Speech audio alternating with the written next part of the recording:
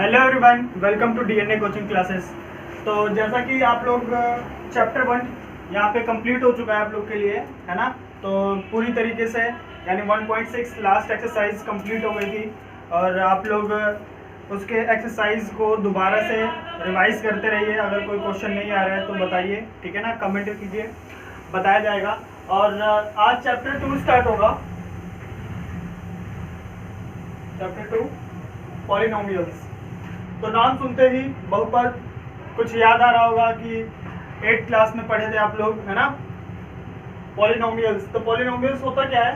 Polynomials ही एक तरीके का अलजेब्रिक एक्सप्रेशन आप लोगों ने पढ़ा था ना, बस वही एक टाइप का क्या है, ये भी एक पॉलिनोमियल्स भी एक तरीका अलजेब्रिक एक्सप्रेशन है, ठीक है ना। तो जैसे कि आप लोगों ने वहाँ पे पढ़ा था टर्म्स के हिसाब से, यानी मोनोमियल्स, बाइनोमियल्स और ट्राइनोमियल्स और पॉलिनोमियल्स, यानी 4 टाइप के पढ़े थे। जैसे कि देखते हैं यहाँ पे हमारे पास अगर 2x है तो एक टर्म्स है, अगर एक टर्म्स हो गया तो मोनोमियल। 2x + 1 एक टर्म्स, यहाँ पे 2 टर्म्स हो गए तो क्या हो जाएगा? बाइनोमियल्स।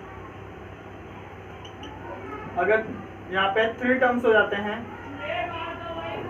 1 2 3, तो यहाँ पे क्या हो जाएगा? ट्राइनोमियल्स। और 3 से ज्यादा होते ही क्या हो जाता था? पॉलिनोमियल्स, ठीक है ना। तो जिसमें बहुपद जिसे बोलते थे, क्या बोलते थे? बहुपद। तो ये टर्म्स के हिसाब से है, टर्म्स के हिसाब से इसे बांटा गया है। अब हम बात करते हैं डिग्री के हिसाब से। तो डिग्री के हिसाब से अगर देखा जाए तो एक कांस्टेंट पॉलिनोमियल्स होता है। क्या होता है? कांस्टेंट, डिग्री के हिसाब से। आप लोग को बस इसे देखना है कि टाइप्स क्या है, उसकी ज्यादा जरूरत नहीं, बस नॉलेज रखनी है, ठीक है ना। तो जैसे अगर बात करें तो ये भी 4 टाइप के होते हैं। एक होता है कांस्टेंट, और एक होता है हमारा कांस्टेंट लीनियर, और एक होता है क्वाड्रेटिक, और एक होता है हमारा क्यूबिक, ठीक है। ये 4 टाइप होते हैं। तो देखते हैं कैसे कैसे एग्जांपल के द्वारा हम इसे देखते हैं। जैसे अगर 2x लिखा हुआ, यानी हमारे पास 2 लिखा हुआ है, केवल क्या लिखा है? 2 और हमारे पास -1/2, 3 लिखा है, -3 + 4 2.5, ये सब के सब क्या है हमारे पास? ये जितने भी आपने एग्जांपल देखे ये सारे क्या है? कांस्टेंट पॉलिनोमियल्स के एग्जांपल है, जिसमें वेरिएबल जो है x जो है वो इंक्लूड नहीं होगा, यानी कोई भी जो वेरिएबल है वो उसके साथ इंक्लूड नहीं रहेगा, केवल नंबर लिखे रहेंगे, वो हमारा क्या हो जाएगा? कांस्टेंट पॉलिनोमियल्स, ठीक है ना। तो लीनियर में इसकी बात आती है डिग्री, मतलब पावर, यानी जो x है, जो वेरिएबल है, उसकी पावर क्या है। अगर उसकी पावर 1 हो गया तो लीनियर, अगर पावर 2 हो गया तो क्वाड्रेटिक, अगर पावर 3 हो गया तो क्या हो जाएगा? क्यूबिक। यानी हमें डिग्री देखनी होती है। डिग्री क्या होती है? किसी भी अलजेब्रिक एक्सप्रेशन में जो किसी भी वेरिएबल की मैक्सिमम पावर होती है, वही उसकी क्या होती है? डिग्री होती है। फिर से एक बार देखते हैं, किसी भी अलजेब्रिक एक्सप्रेशन के अंदर या किसी भी उसके अंदर जो वेरिएबल है उसकी जो मैक्सिमम पावर होगी वही उसकी क्या कहलाएगी? डिग्री।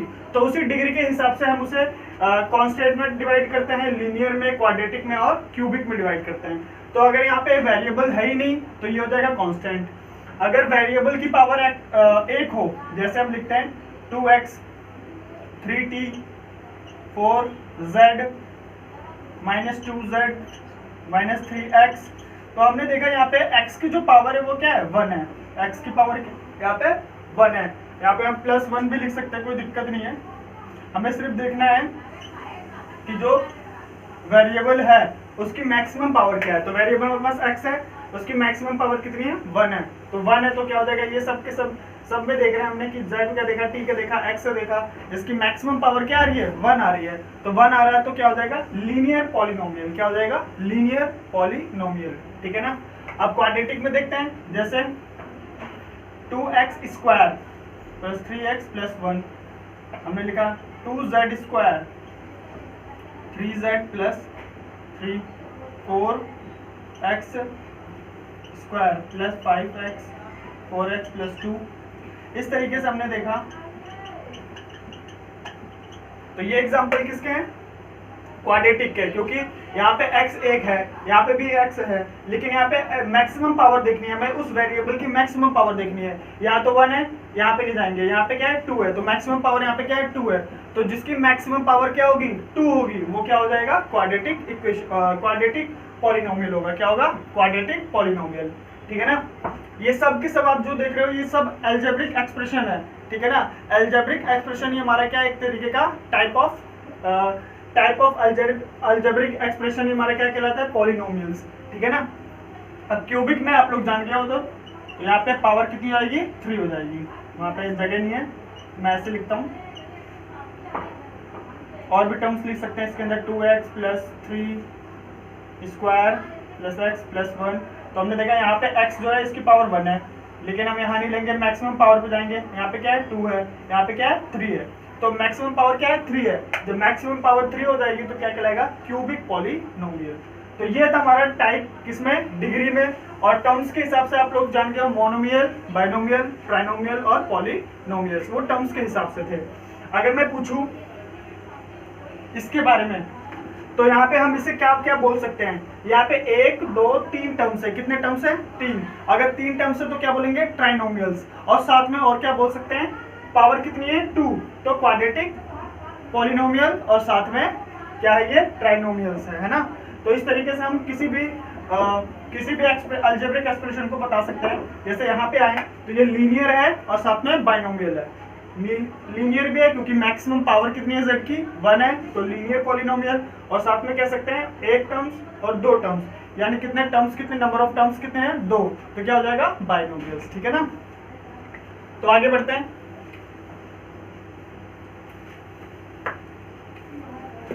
यहाँ पे रिमाइंडर थ्योरम।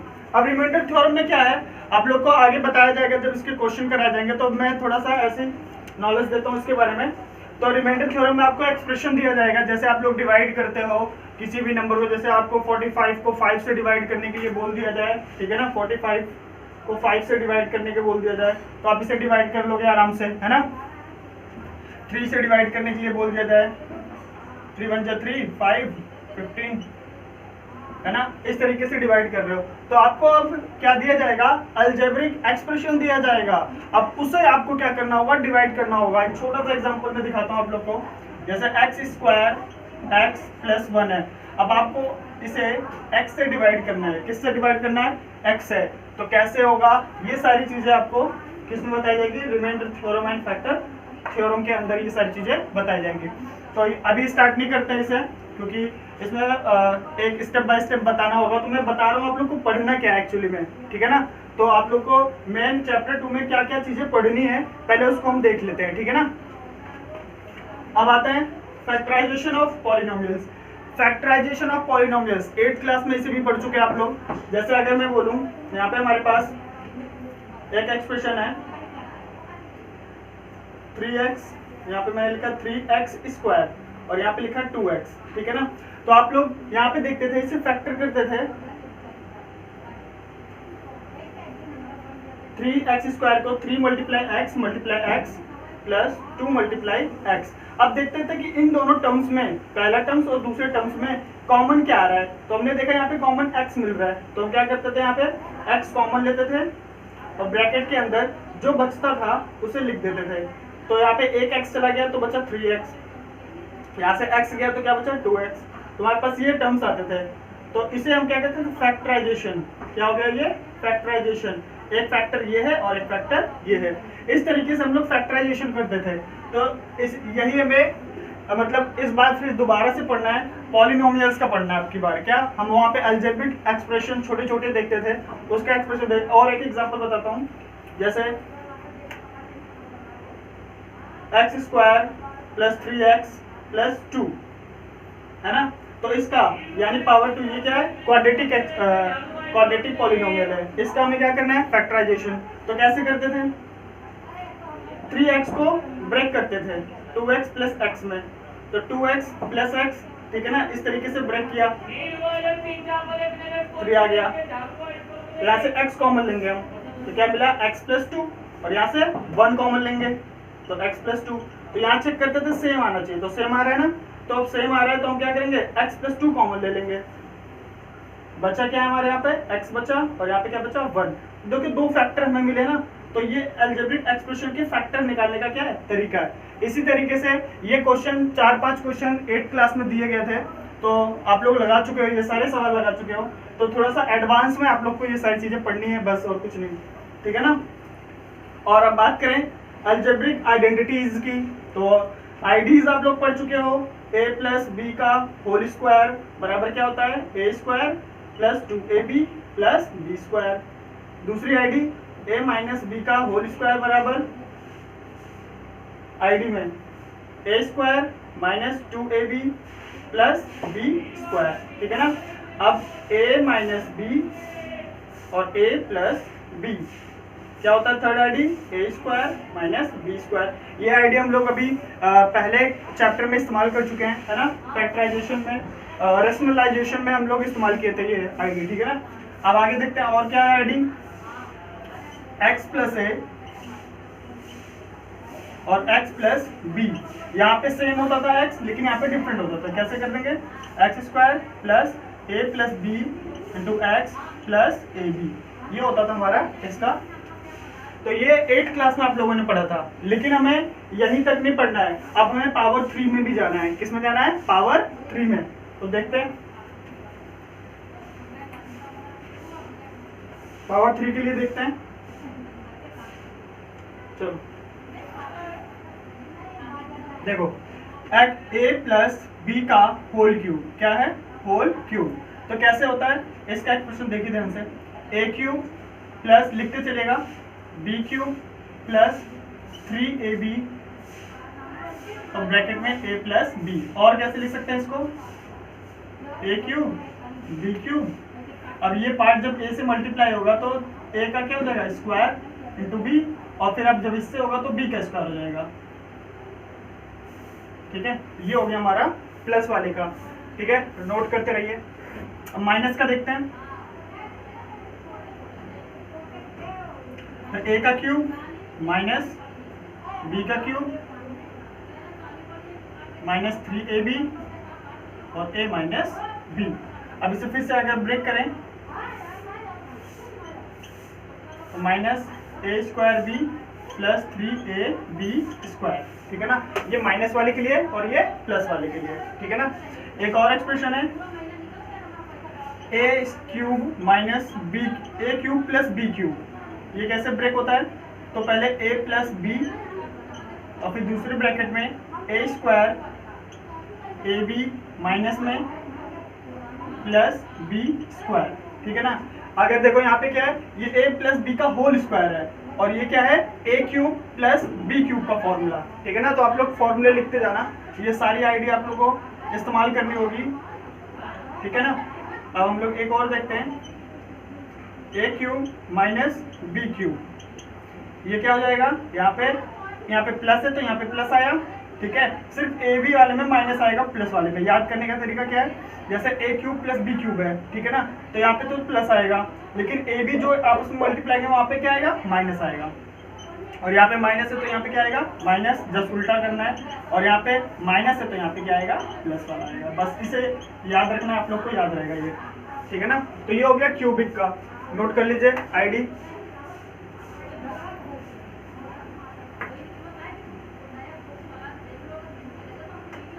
एक आईडी आप लोग को थोड़ा सा अलग देखने को मिलेगा, वो है 3 टर्म्स में, यानी a प्लस बी प्लस सी का होल स्क्वायर। क्या है, a प्लस बी प्लस सी का क्या है होल स्क्वायर।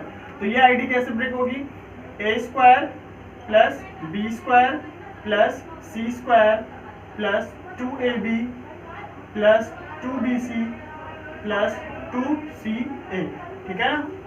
नोट कर लीजिए इसे,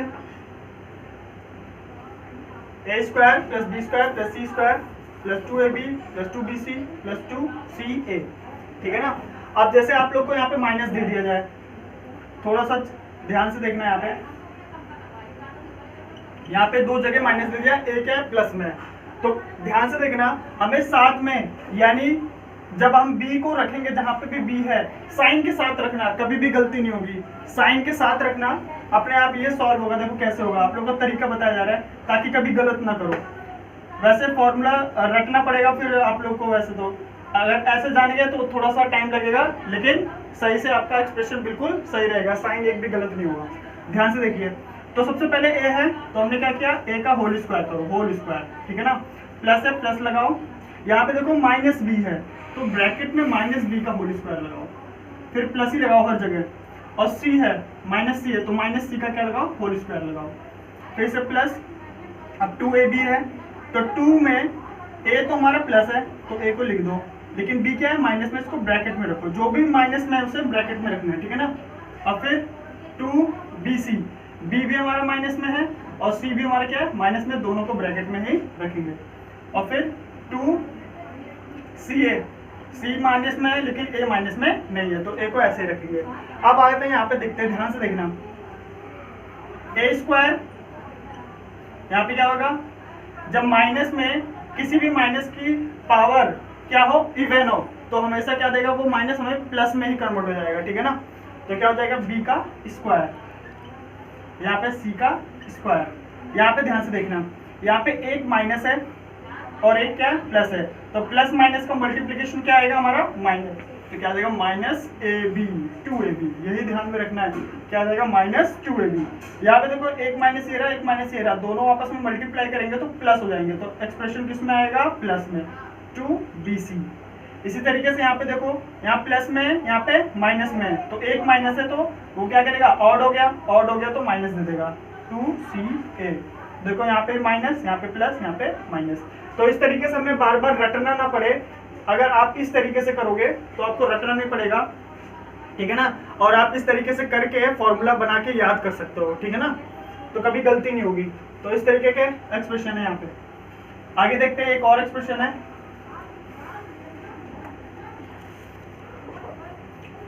a cube plus B cube plus C cube minus 3abc, ठीक है ना। ये बराबर होता है, थोड़ा बड़ा है, ध्यान से देखना, ये बराबर होता है a plus B plus C, ठीक है, a square plus B square plus C square minus A B minus B C minus C.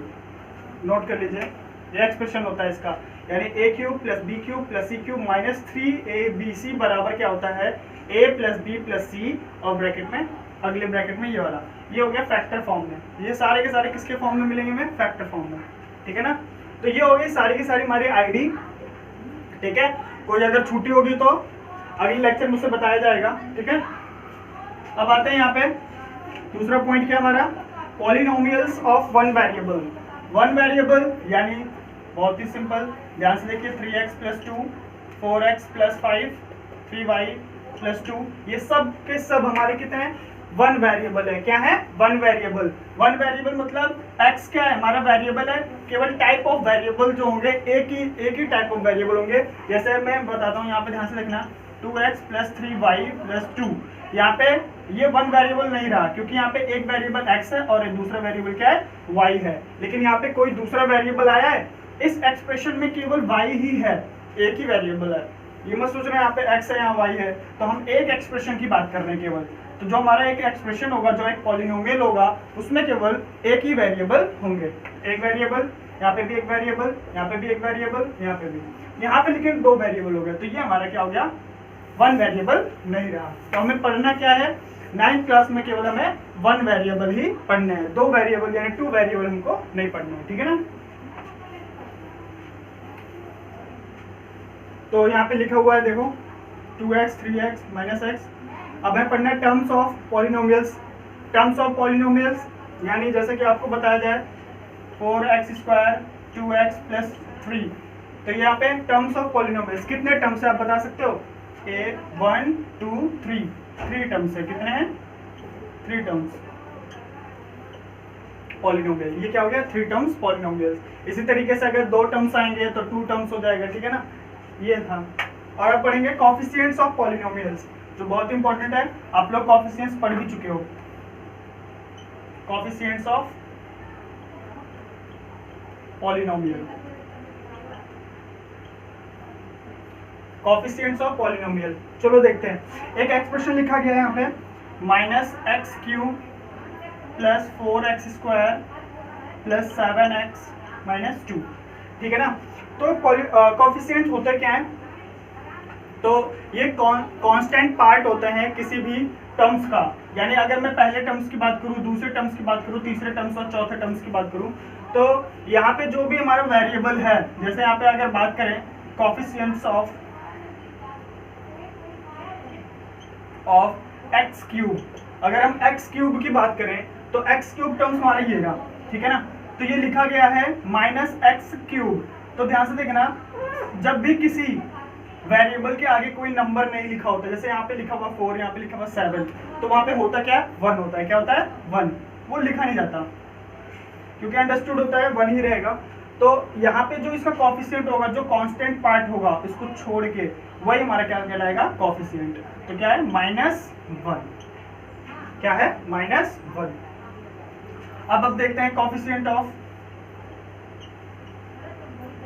4x², तो यानी x² का कोफिशिएंट क्या होगा। तो हम यहाँ पे आएंगे, इस वाले टर्म्स के पास आएंगे। कौन से टर्म्स के पास, जहाँ पे x की पावर क्या हो, 2 हो। तो x की पावर 2 यहाँ पे, तो ये वाले टर्म्स की बात करेंगे। तो इस वाले टर्म्स में क्या, ये टर्म्स के आगे का जो साइन देखो पहले, क्या है, पॉजिटिव है, तो पॉजिटिव टर्म्स मिलेगा हमें। और साथ में है क्या, 4। कौन से टर्म्स, क्या, 4। तो क्या हो जाएगा, 4 प्लस 4 लिखो या 4 लिखो, ये हो जाएगा कोफिशिएंट हमारा x की पावर। अब अगर बोला जाए कोफिशिएंट ऑफ x, तो x टर्म्स के पास चलेंगे, यहाँ पे केवल इसकी डिग्री कितनी है, 1। तो ये रहा, तो ये भी प्लस में है, क्या है इसके आगे, 7, ठीक है ना। तो इस तरीके से अगर बोले x की पावर 0 का, x की पावर 0 यानी कांस्टेंट टर्म्स, यानी कौन आ जाएगा हमारे पास, ये। तो ये क्या है, -2। तो ये कांस्टेंट टर्म्स, सीधे यहाँ पे कांस्टेंट टर्म्स पूछा जाएगा। तो इस तरीके से कोफिशिएंट क्या होता है, निकाला जाता है। तो इस तरीके से जितने भी टॉपिक यहाँ पे थे, आप लोग को यहाँ पे क्लियर हो गया है आप लोगों को।